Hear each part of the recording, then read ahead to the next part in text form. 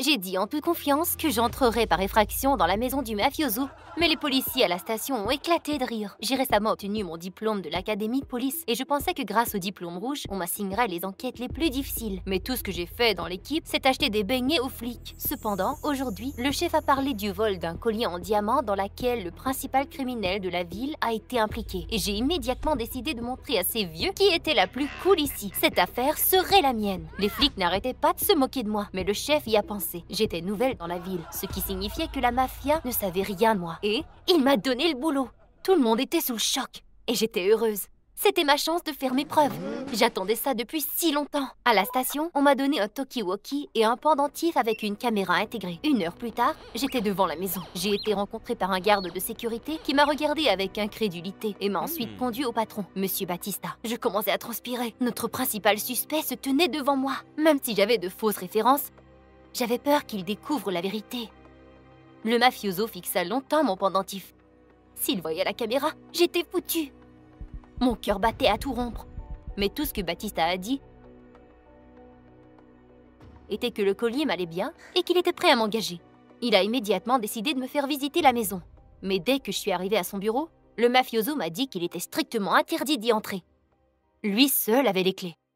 Mais qu'est-ce qu'il cachait là-dedans? La nuit tombée, pendant que tout le monde dormait, je me suis faufilée dans la chambre du mafioso et j'ai prudemment ouvert la porte. Mais elle grinça fortement. Oh non! J'espère que personne n'avait entendu. J'y ai glissé la tête.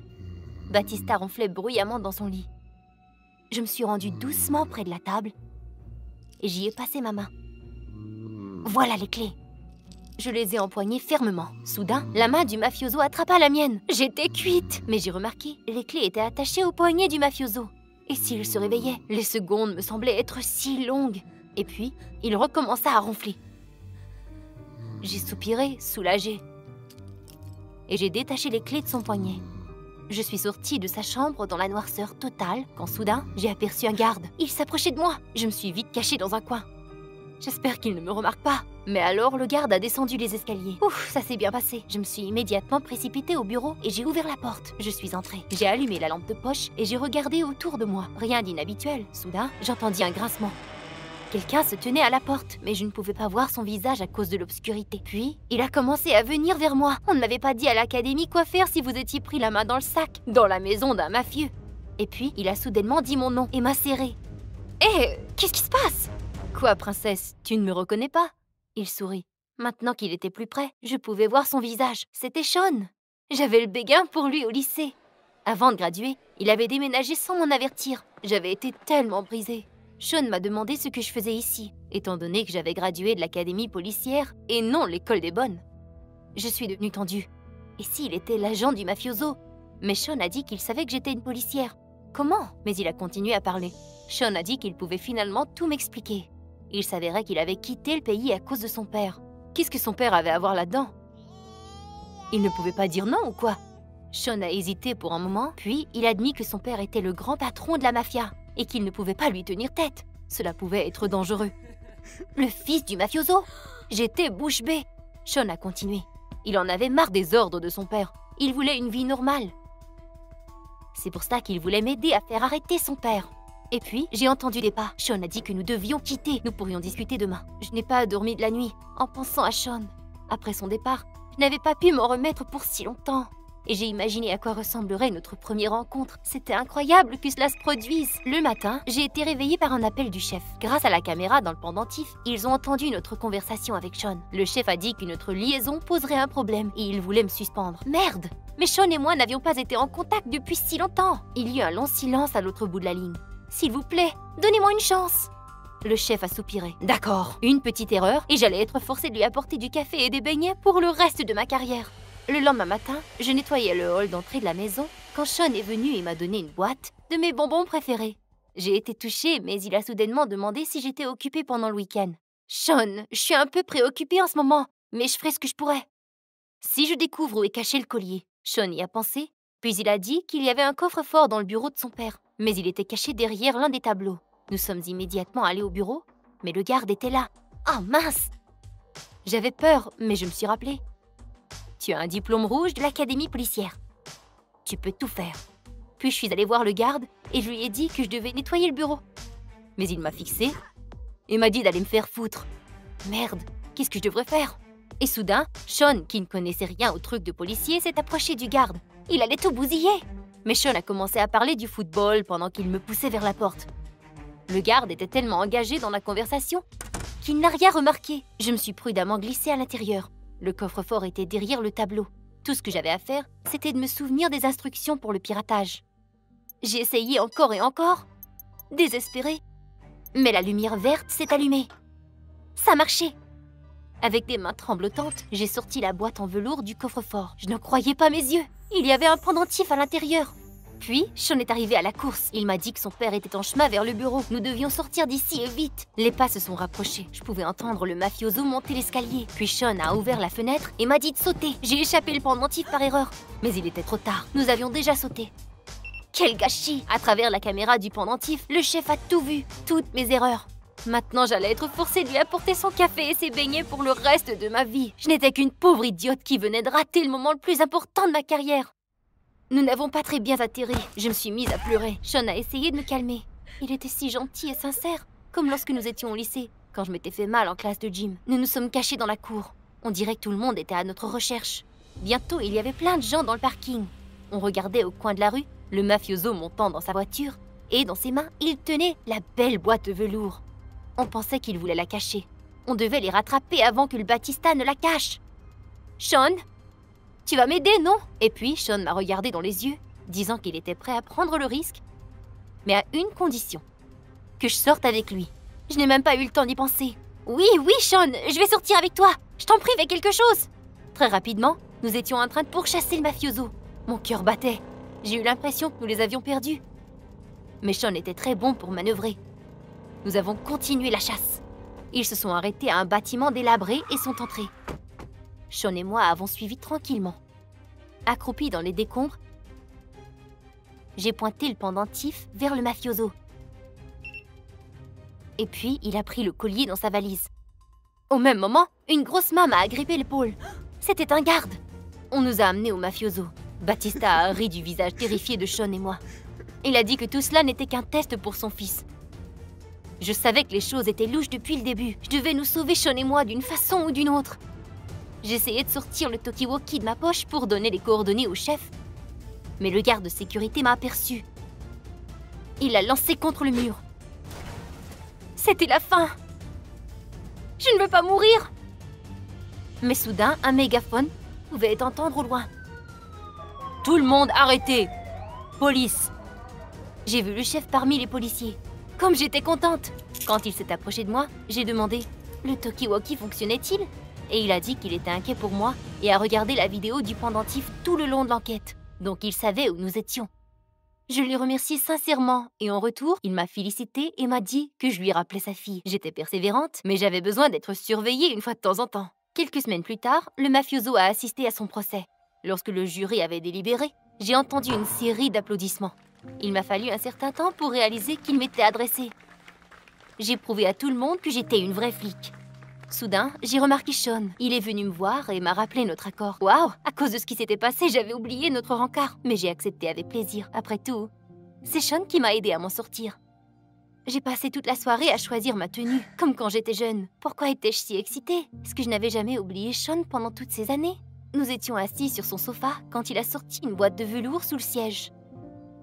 Sean m'offrait un cadeau. Il l'a ouvert, mais à l'intérieur, il y avait le pendentif en diamant. Qu'est-ce qui se passait? Il était censé être à la station de police. Sean a dit qu'il ne laisserait jamais les flics imbéciles avoir le collier. Et maintenant, la police avait un faux. Il s'est avéré qu'il avait longtemps rêvé de prendre le trône du chef de la mafia, mais son père refusait de céder. Et puis, j'avais apparu, il lui avait offert sa chance. Avec un sourire, il a dit que je serais sa reine. J'étais figée. Non, ça ne se peut pas! Il m'avait utilisée. Sean m'a dit que nous ne serions plus jamais séparés. J'ai essayé de reculer, mais Sean me retenait. Il était plus fort que moi. J'aurais dû jouer le jeu. Je lui ai fait un sourire forcé et lui ai dit qu'être sa reine n'était pas si mal. À ce moment, j'ai piqué le pendentif de ses mains. Sean était surpris. Sans penser, j'ai brisé une fenêtre et j'ai sauté à travers pour me rendre dans la rue. J'avais blessé ma jambe et c'était insupportablement douloureux. Mais je savais que je ne pouvais pas m'arrêter. Sean me pourchassait. Avec le peu de force qu'il me restait, je suis montée dans la voiture et je suis partie plein gaz. Je ne pouvais toujours pas croire que le bâtard m'avait trahi. J'ai conduit longtemps sans regarder en arrière, puis j'ai quitté la route pour aller dans les bois. Mes mains tremblotantes, j'ai appelé le chef et lui ai dit la vérité sur le collier. Mais il m'a interrompu. Il n'avait rien contre Sean. Personne ne me croyait. Comment cela pouvait-il être? J'étais si nerveuse que c'était difficile de respirer. J'ai mis ma main sur ma poitrine. Oh, le pendentif! Après avoir terminé l'enquête, j'avais oublié de le rendre. Et la caméra avait filmé tout ce temps. J'ai démarré le moteur brusquement. Tout ce que j'avais à faire était de me rendre au poste de police. Et comment cette histoire s'est-il terminée? M'a demandé un des étudiants. Eh bien, grâce à cette affaire, je suis maintenant l'une des inspecteurs en chef de la police. J'ai résolu des dizaines d'enquêtes. Et puis, quelqu'un au fond de la classe demanda discrètement quel était le principal conseil que je leur donnerais pour l'avenir. J'y ai réfléchi un moment, mais j'ai répondu fermement. Après cette enquête, je sais avec certitude que vous devez croire en votre rêve et aller jusqu'au bout, malgré tous les obstacles. Puis, tout s'arrangera. Je me suis réveillée dans une pièce aux lumières tamisées. Ma tête tambourinait horriblement. Qu'est-ce que je fais ici? J'ai essayé de me lever, mais j'ai soudain senti les sangles sous le drap. Que se passait-il? Soudain, un vieil homme échevelé, vêtu d'une robe de scientifique, s'est précipité vers moi. Le vieil homme au regard fou a dit qu'il était maintenant possible de commencer les expériences et a quitté la pièce en vitesse. Mon estomac s'est refroidi. J'ai tiré ma main vers le haut de toutes mes forces et les sangles ont commencé à grincer. J'ai encore tiré sur ma main et la sangle a cédé. Waouh! Comme je suis forte! Il vaut mieux quitter cet endroit. J'ai couru dans le couloir dans un simple drap.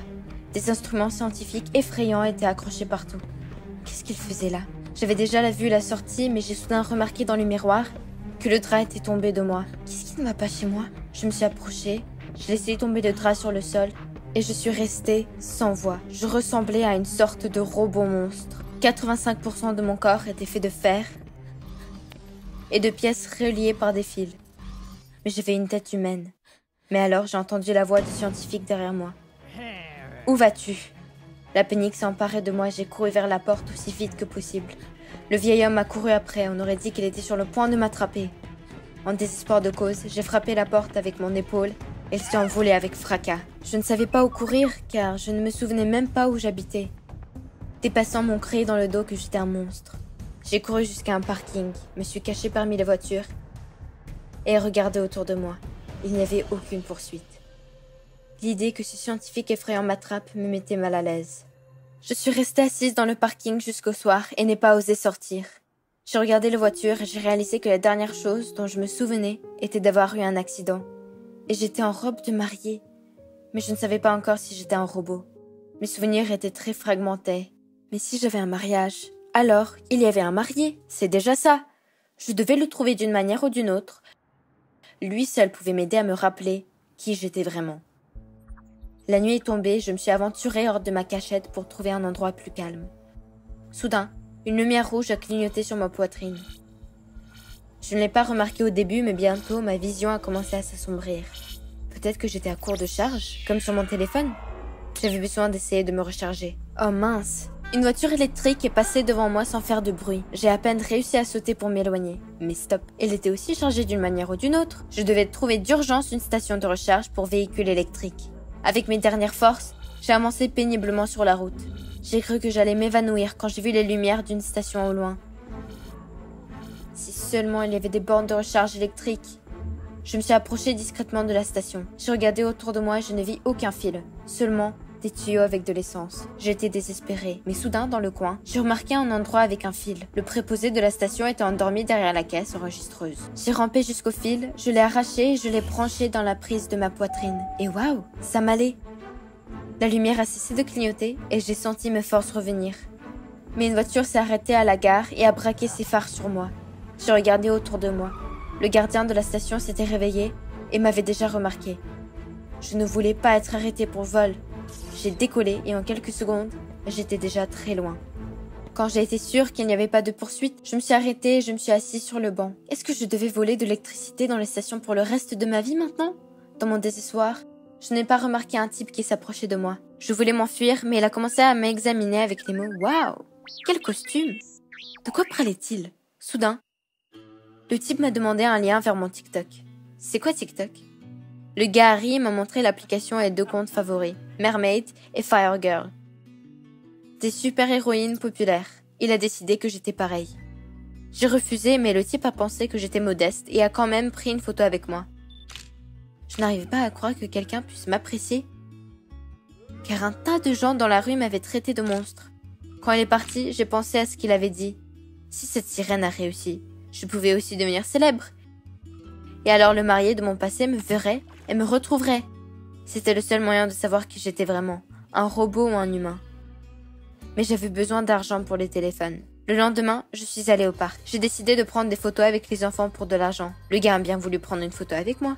Au début, personne ne m'a approché, je pensais déjà que c'était une idée stupide. Mais petit à petit, toute une file d'attente s'est formée pour moi. Il s'est avéré que les gens aiment les robots. Mais plusieurs fois, les enfants m'ont traité de transformer. J'ai essayé de ne pas y prêter attention et à la fin de la journée, j'avais assez d'argent pour un smartphone. Le lendemain, je me suis inscrite sur TikTok et j'ai fait quelques vidéos sur ma vie. J'étais si inquiète quand je les ai téléchargées. Et pourtant, 500 personnes se sont abonnées à moi chaque jour. Quelques semaines plus tard, je faisais déjà partie des blogueurs les plus populaires et j'ai même pu louer un appartement. Je ne pensais pas que ce serait si facile. Les gens ont écrit des centaines de commentaires. Mais personne de ma vie précédente n'est jamais apparu. Et je voulais tellement savoir. Étais-je un robot? Ou étais-je née humaine? Je ne savais même pas qui j'étais. Mais en tout cas, je savais que j'avais des sentiments. Mais les fans ne s'intéressaient qu'à ma façon de charger et à savoir si je pouvais toucher de l'eau. Une fois, un follower avec le surnom Joker a demandé comment était mon humeur. J'ai été surprise car tout le monde pensait que les robots n'en ont pas.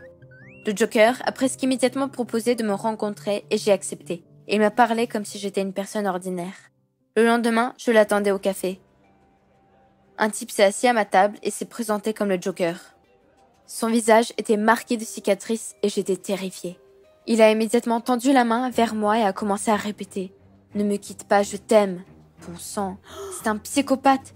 J'ai marmonné que j'avais beaucoup à faire et j'ai couru aussi vite que possible. Le Joker a commencé à m'écrire sur tous les médias sociaux, mais je l'ai bloqué partout. C'est ça. Plus de rencontres en face à face avec les fans.